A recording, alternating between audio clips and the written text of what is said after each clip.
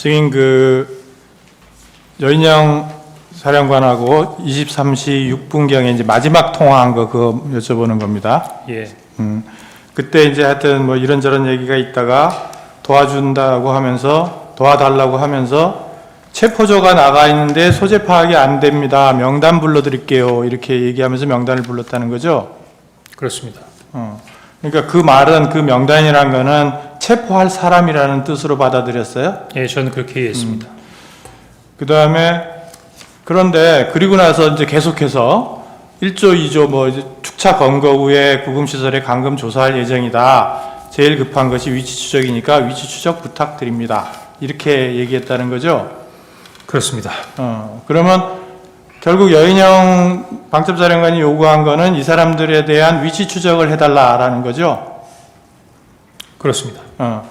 근데 아까 이제 청구인 측 물어본 거에는 할 수 없다.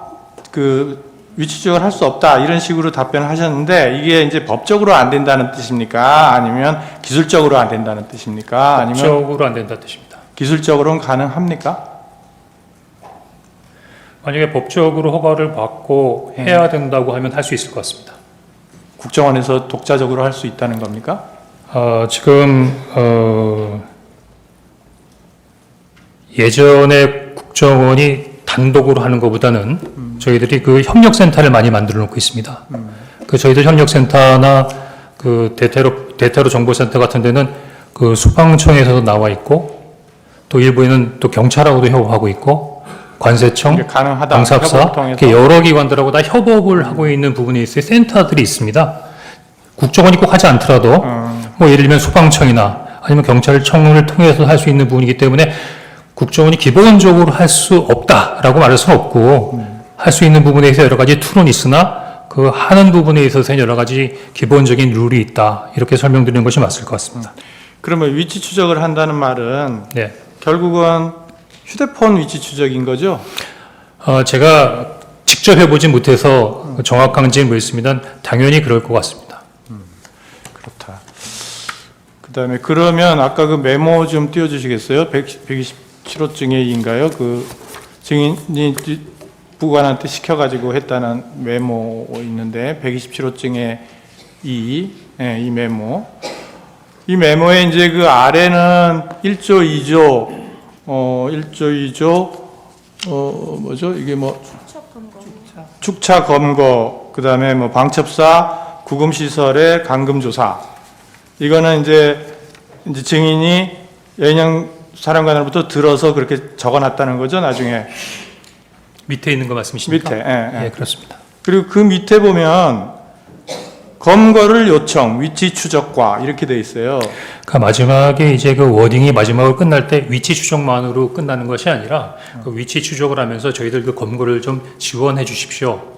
검거 이런 부분에 있어서 검거를 좀 지원해 주십시오라는 검거의 요청이 있었다. 뭐 그런 의미로 그 말은 검찰 조사에서도 얘기하지 않았잖아요. 검거를 요청했다는 말은 하지 않은 것 같은데. 검거를 요청했어요? 이 검거를 요청했다고 검찰에 제기한 부분에서의 내용이 써 있지 않습니까? 아니, 그러니까 요 메모에는 써 있는데 여인영 사령관이 검거를 요청했어요? 위치를 추적하는 것 자체가 체포 대상자의 검거를 하기 위한 부분에 있어의 지원을 요청하는 거라고 이해했습니다. 아니, 제 말은 처음에는 체포조가 나가 있다. 네. 그 말은 이제 체포하러 다닌다는 말 아니에요. 근데 위치를 모르니까 위치를 추적해서 알려달라는 취지지. 증인한테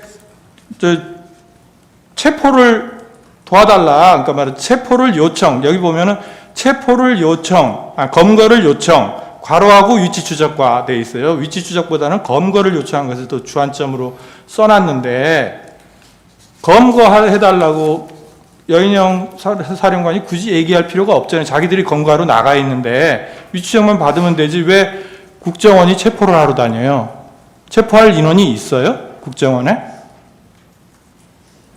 체포할 수 있는 여력이 있습니까?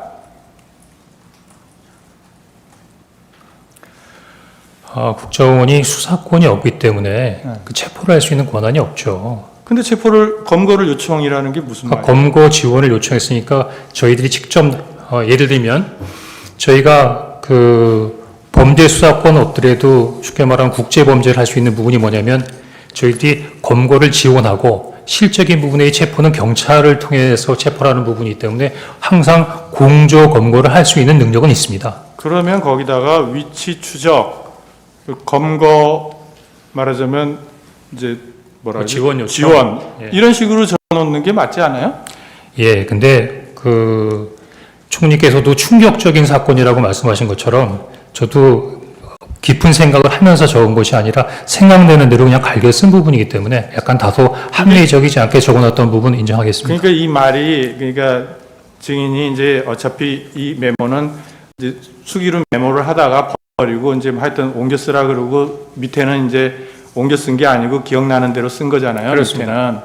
그러면 이게 증인이 뭐 1조, 2조 뭐 축초해서 검거해서 방첩사 뭐 감금시설에 감금조사 그러니까 그게 조금 이해가 안 되는 게 여인영 사령관이 방첩사령관이 증인에게 무슨 이제 처음에는 뭐 비협조적으로 별로 얘기를 안 하려고 그러다가 대통령 전화를 받아서 도와주라 그랬다고 하니까 이런 얘기를 했다는 거잖아요. 그렇습니다.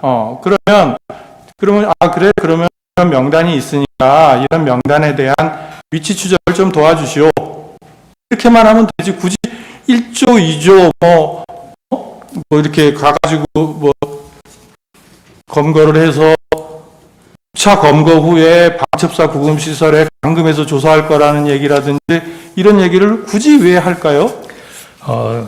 글쎄 그거는 뭐 여인영 사령관에게 물어봐야 할 얘기지만 제가 생각하기에는 이 내용만 얘기한 게 아니라 제일 먼저 그 부익께도 전화 받았어 대통령이 너희들 도와주래 할 때 명단부터 얘기한 게 아니었거든요. 저희들이 경찰과 협조해서 국제를 봉쇄하고 있습니다 라는 말부터 시작했으니까 아마 방첩사가 진행하는 부분에 있어 현재 진행 사항을 저한테 약식이지만 간단하게 브리핑 해준 거라고 생각합니다.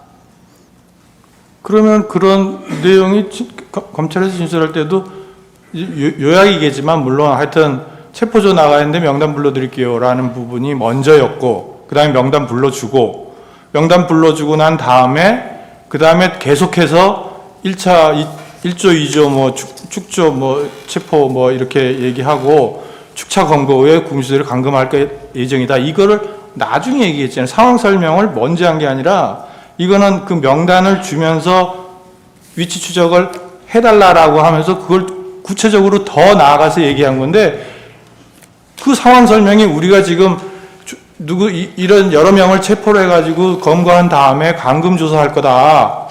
그런 얘기를 하려면 미리 얘기해야 될 거 아니에요. 상황 설명을 한다면. 근데 굳이 그런 상황 설명을 국정원 1차장한테 방첩사에서 아무리 그쪽에서 대통령 전화 받고서 도와달라고 해서 전화했습니다라는 그 말 한마디에 그렇게 구체적으로 얘기할 수 있을까라는 게 조금 의문이 들어서 하는 얘기예요. 예, 저도 약간 의문이 드는 부분이 있는데 여인영 사령관하고 제가 아주 객관적이고 공식적인 관계가 아니고 사실은 그전에는 나름대로 어떤 활동이 있어요. 보안 때문에 저한테 말을 하진 않았지만 일단 이야기 설명하면서 어느 정도의 선배니까 믿음을 가지고 나름대로의 주변 환경, 주변의 여러 가지 부분까지 설명을 한 걸로 이해가 됩니다. 근데 그거는 예. 그만 조금 이상한 것이 처음에는 전화를 할 때 굉장히 말하자면 비협조적이거나 말을 안 하려고 그랬다고 증인이 말씀하셨잖아요. 그렇습니다. 그러니까 뭔가 이렇게 전화해서 뭐 어떻게 된 거냐고 물으니까 좀 얘기를 안 해주려고 처음에는 그랬단 말입니다. 근데 대통령한테 전화 받았다. 도와주라 그런다. 그렇게 말을 하니까 이런 얘기를 쫙 했다는 건데 아무리 그냥 생각해도 이 사람이 같은 뭐 통하는 사람이라고 해도 이게 이제 비밀이 아니구나. 이제 같이 이제 협조해서 일을 해야 되는구나라고 생각을 할 수는 있는데 그렇더라도 그거는 자기가 필요한 한도 내에서만 일단 얘기해야지 나중에 혹시 증인이 진짜 대통령한테 전화 안 받았는데 그런 얘기를 했다라고 해버리면 본인이 굉장히 문제가 될 수 있잖아요. 그런 쓸데없이 아무 데다가 막 얘기를 퍼뜨리고 당겼다. 이런 얘기도 될 수 있는데 정보에 관한 방첩사령관이 정보 같은 거는 굉장히 민감하게 보존을 하는 사람이 그렇게 쉽게 얘기를 했을까라는 생각이 들어서 그게 명단을 주니까 증인이 그냥 이거 명단을 그래서 체포 뭐 그러면서 뒤에 얘기했는데 그때는 뭐 거의 막 듣기도 싫었다는 취지 아니에요, 증인은. 이게 말이 되는 소리냐 해서. 그럼에도 불구하고 그런 내용을 자세하게 또 여기다가 메모를 해놓은 게 좀 선뜻 좀 이해가 안 돼서. 하여튼 들은 얘기가 맞다는 거죠? 검거를 요청한 것도 맞아요? 주님께서도 충격적인 상황이라고 말씀하셨는데 이렇게 여러 가지로 급박하게 돌아가는 상황에서 어떤 얘기들 다 기승전결에 맞춰서 할 수 있을까요? 물론 그건 맞습니다. 그런데 여기 이제 써놓은 순서나 이런 게 그래서 그래요. 검거를 또 요청. 하나는 제가 그러면 여인영 사령관하고 무슨 억가 시점이 있다고 해갖고서는 일부러 이런 거를 아니 그런 취지가 아니고 예. 저는 이제 여기 이렇게 적혀 있는데 상식적으로 생각해서 그런 말을 하기가 쉽지 않다는 것과 그리고 여기 검거를 요청했다는 말을 주신문 사항에서도 검거 요청 얘기는 나오지는 않는데 메모에는 딱 들어가 있어요.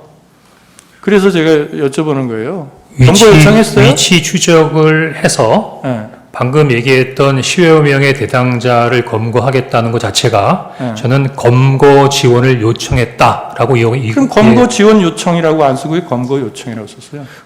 이 말은 다르잖아요. 검거를 요청한다는 건 국정원에서 검거를 진짜 한다는 얘기고 제가 이제 공문서를 작성한 게 아니지 않습니까? 간단한 메모지 않습니까? 메모를 왜 작성해놨어요? 제가 나름대로 그 상황을 기억하기 위해서 메모해 놓은 거죠. 그럼 정확하게 기재를 해야죠. 예, 정확하게 기재 못해서 죄송합니다. 네, 이상입니다.